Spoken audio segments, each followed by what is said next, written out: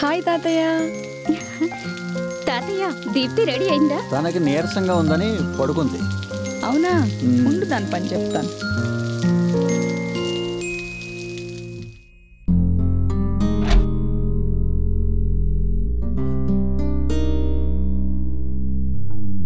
దీప్తి,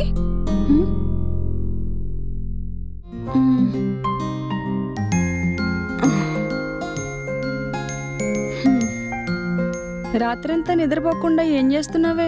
ఏంటి నీ గోల? కొంపతీసి మాకు తెలియకుండా బాయ్ ఫ్రెండ్ మెయింటైన్ చేస్తున్నావా ఏంటి?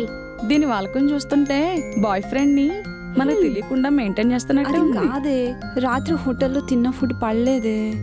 అంతేనా, లేకపోతే రాత్రంతా చాటింగ్లు ఫోన్లో మాట్లాడుకోవడాలు జరుగుతున్నాయేమోనని నా డౌట్. నాకు మీరు తప్ప ఇంకెవరున్నారే?